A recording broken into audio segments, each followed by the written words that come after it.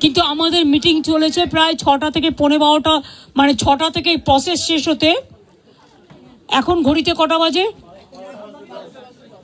12টা বাজে 10 মিনিট বাকি। Just 5 minute আগে আমাদের জুনিয়র ডাক্তারদের টিমটা বেরিয়ে গেল। ওনাদের পক্ষ থেকে 42 জন সাইন করেছেন।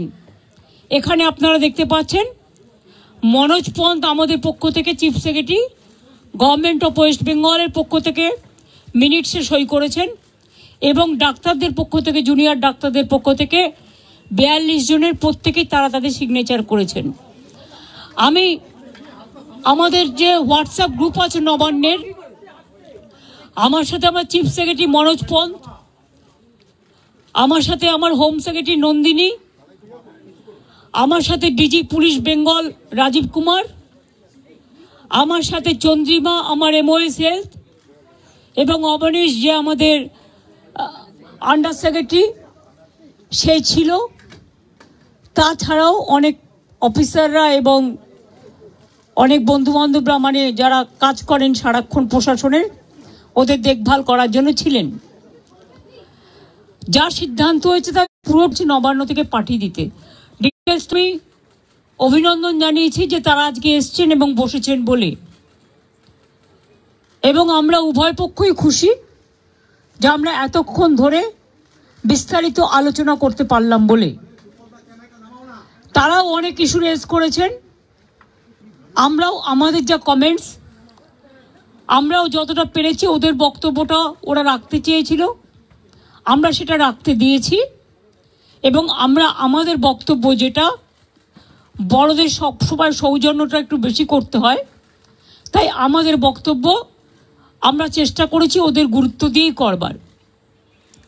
আপনারা জানেন সিবিআই যে কেসটা তদন্ত করছেন, অভয়া পরিবারকে, অভয়ার উদ্দেশ্যে শ্রদ্ধা জ্ঞাপন করে মিটিংটা আমি শুরু করেছি পরিবারকে সমবেদনা জানিয়ে।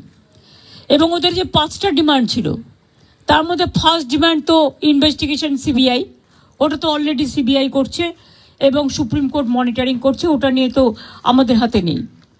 প্লাস ওদের 4টে ডিমান্ড ছিল। 4টে ডিমান্ডের মধ্যে যেটা ছিল যে মেল ওরা আমাদের করেছে, একটা হচ্ছে 3টে নাম দিয়েছিল ফ্রম হেলথ ডিপার্টমেন্ট, একটা ডিএমই, একটা ডিএইচএস, আর একটা হেলথের প্রিন্সিপাল সেক্রেটারি। আমরা ওদের বোঝালাম যে একসাথে যদি পুরো ঘরটা খালি করে দেওয়া যায় তাহলে অ্যাডমিনিস্ট্রেশনটা চলবে কি করে। সুতরাং আমরা ওদের কথা মতো ডিএমএ এবং ডিএইচএসকে সরাবার সিদ্ধান্ত নিয়েছি, এবং তাদের সম্মানজনকভাবে, এর থেকে উঁচু পোস্ট ওদের আর কিছু হয় না, তো যাই হোক যে একজন ডিএমই হতে পেরেছে বা ডিএইচএস হতে পেরেছে, এবং তারা যথেষ্ট জাস্ট হয়েছে, নতুন বেশি দিন হয়ওনি, কিন্তু যেহেতু ছাত্রছাত্রীরা বলছেন ওদের প্রতি আমাদের আস্থা নেই, তাই তাদের ব্যাপারটাকে গুরুত্ব দিয়েছি। বাট এটাও ঠিক, আমি কিন্তু ডিএমইকে বা ডিএইচএসকে আমরা কাউকে অসম্মান করিনি, কিন্তু ওদের বিরুদ্ধে যেহেতু চিকিৎসকদের ক্ষোভ আছে এবং তাই ওদের দাবি মেনে নিয়ে আমরা বলেছি এই দুজনকে সরানোর সিদ্ধান্ত আমরা নিয়েছি। 3 নম্বর হচ্ছে ওদের যেটা ডিমান্ড ছিল 4 নম্বর, 3টের মধ্যে 2টো করলাম। আর 4 নম্বর ডিমান্ড যেটা ছিল সিপি বিনীত গোয়েলকে সরিয়ে দেওয়ার জন্য।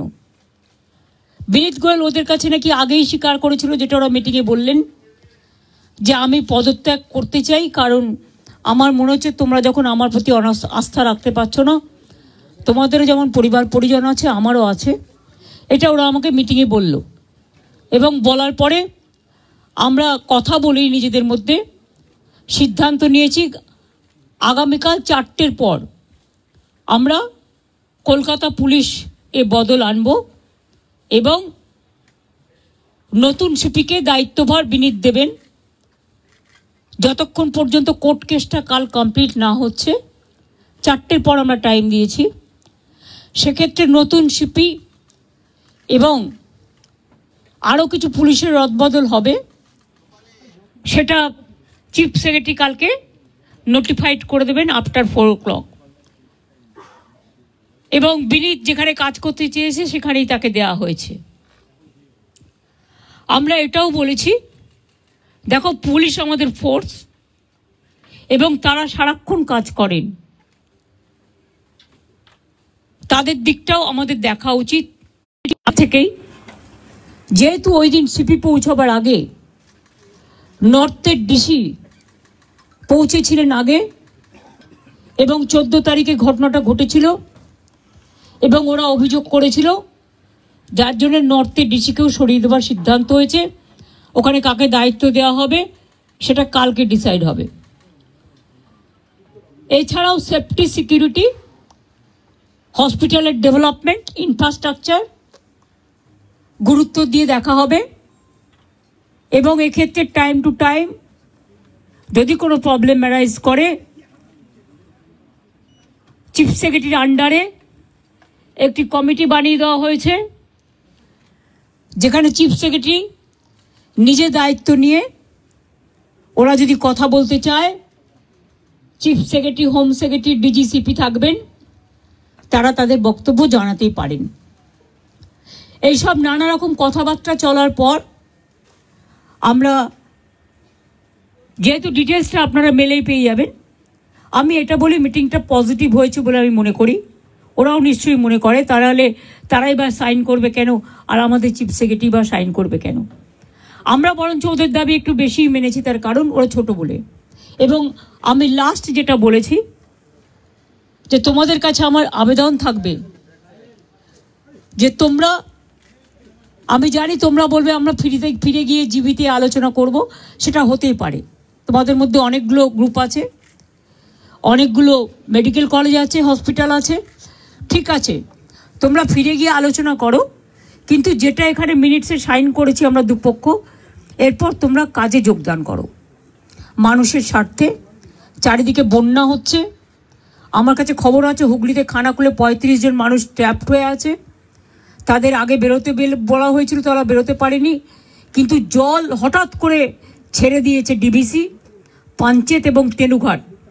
মিটিং শেষ হওয়ার পরেও আমি হেমন্ত সোরেনের সাথে 3 বার কথা বলেছি, তাকে আমি বারবার রিকোয়েস্ট করেছি, কিন্তু আমি জানি না তারা কি করবে, কারণ ইতিমধ্যে যা জল ছেড়েছেন তাতে বীরভূম, বর্ধমান, বাঁকুড়া, হাওড়া, হুগলি, নর্থ 24 পরগনা, সাউথ 24 পরগনা অনেকটাই এফেক্টেড হয়েছে। হাওড়া,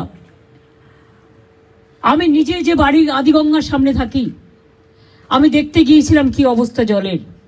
আমি এতটা জল আসতে কোনোদিনও দেখিনি, কারণ আমাদের গোলাটা হচ্ছে সবচেয়ে উঁচু, আমাদের এই জায়গাটা। আমরা সিঁড়ি বানিয়ে দিয়েছিলাম, প্রায় 14-15টা সিঁড়ি ছিল, একদম পুরো ভরাট হতে আর 5টা সিঁড়ি মাত্র বাকি আছে। এরপর যদি আবার জল ওরা রাত্রে ছেড়ে দেয় বারণ করা সত্ত্বেও, তাহলে কিন্তু বন্যাকে আটকানো যাবে না। ওরা বলছে তাহলে আমাদের এখানে বন্যা হবে। আমরা, তোমাদের এখানে বন্যা হবে বলে তুমি আর একটা রাজ্যকে তো ভাসাতে পারো না। আমাদের না জানিয়েই সকালে প্রায় 80-90 হাজার কিউসেক ওয়াটার ছেড়ে দিয়েছে।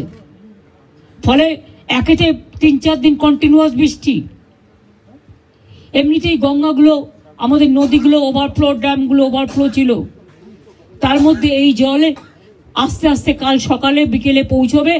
আমি সবাইকে বলবো সতর্কতা অবলম্বন করে দূরে দূরে রিলিফ সেন্টারে প্লিজ দয়া করে যান, এবং আপনাদের থ্রুতে বিডিও থেকে শুরু করে আইসি থেকে শুরু করে DM, SP, additional DM, additional SP, SDO যারাই আছেন সবাইকে বলবো যে ইমিডিয়েট দেখে নাও, কারণ কালকে কিন্তু অনেক জল ঢুকবে।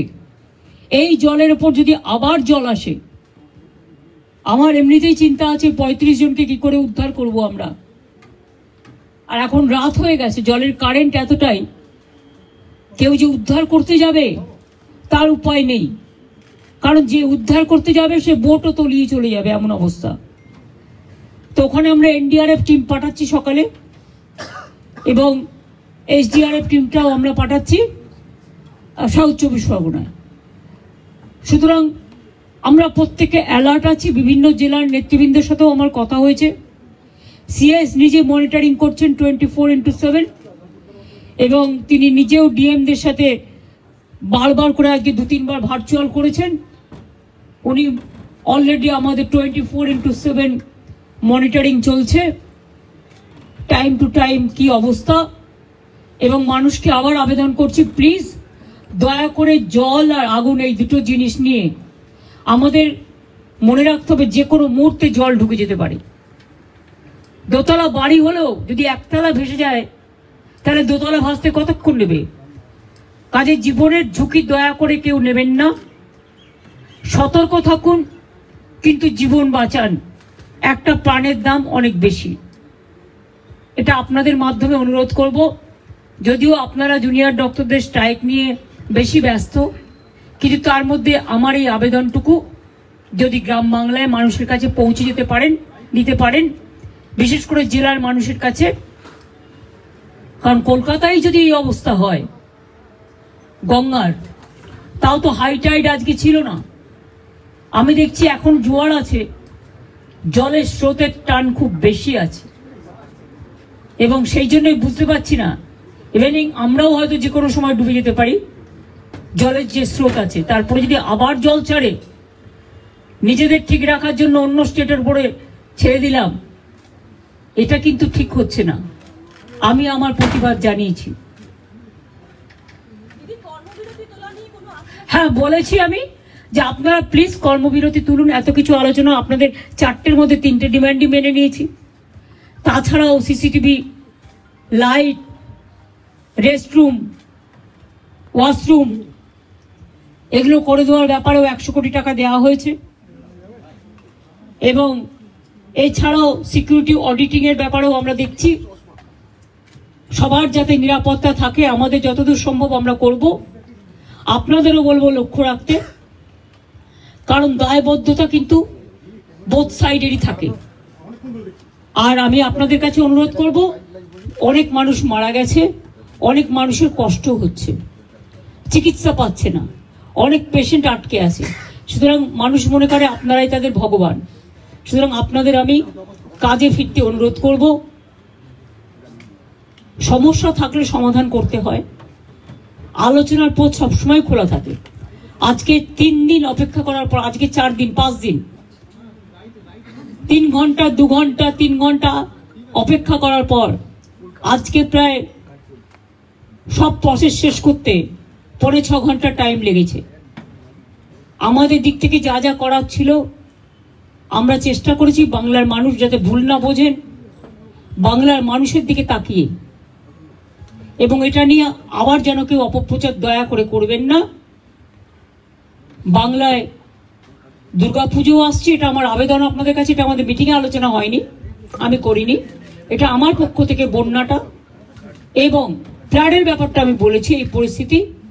সুতরাং ম্যালেরিয়া বাড়বে, ডেঙ্গু বাড়বে, জলজনিত রোগগুলো বাড়বে। আপনাদের খুব প্রয়োজন এখন, আপনারা হাসপাতালে ফিরে যান। আমি এটুকু বলতে পারি, কারো বিরুদ্ধে কোনো শাস্তিমূলক ব্যবস্থা নেওয়া হবে না। लिया तो गया, कोशिश किया है जूनियर डॉक्टर का बात सुनने के लिए, लेकिन हमारा पुलिस भी बहुत सारे काम करते हैं। अगर काम करते करते किसी को 2 मिनट देर हो जाता है, कोई काम पे अगर थोड़ा गलती हो जाता है, तो उसको लेके अगर किसी को गुस्सा है तो गुस्सा निभाने के लिए, गुस्सा निपटाने के लिए हमने कोशिश किया। हेल्थ डिपार्टमेंट, पुलिस डिपार्टमेंट में जो जस्टिस उन्होंने मांगा, हमें कोशिश किया। हमारा पुलिस जो सीपी को हम चेंज करने का फैसला किया है, उनको साथ बात करके उनको कॉन्फिडेंस में लेके, उन्होंने भी नहीं चाहते थे जितना उसका खिलाफ में बहुत सारे बात उठाया। उन्होंने भी कहा कि हमारा भी परिवार है, हमारा परिवार को अच्छा नहीं लगता, इसी के लिए हम भी छोड़ने चाहते हैं। उन्होंने खुद, और डॉक्टर लोग जब मिलने गया था तो उन्होंने बताया।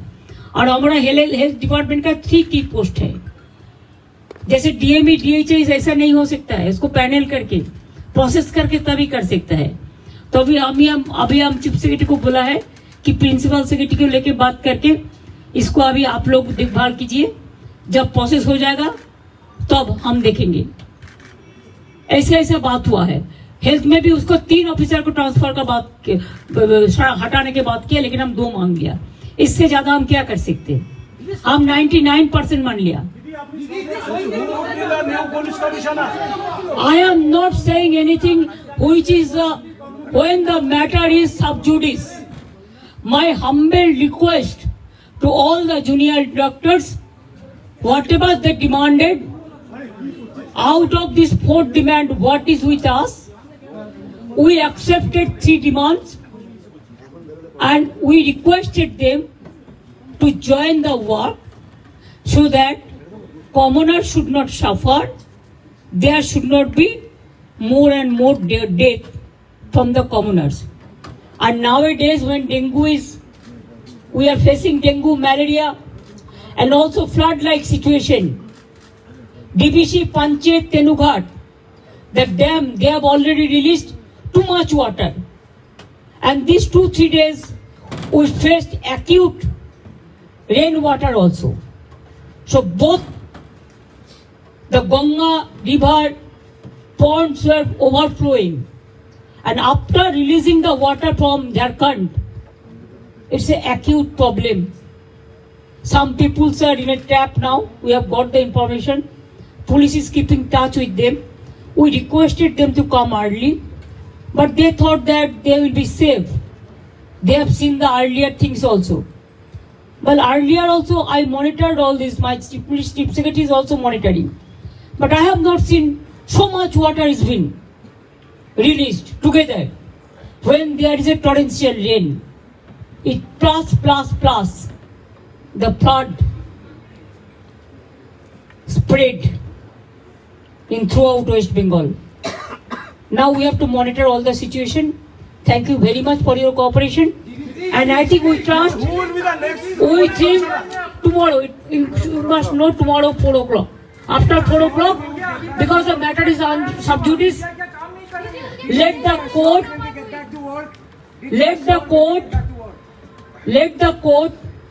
we respect the court, highest judiciary, we have a great respect. So whatever the matter is sub judice, there we cannot interfere. It is the court decision and it is Supreme Court monitoring case. We want justice and we want of course the justice from Abhaya to all the girls, all the women who are affected throughout the country. Thank you very much.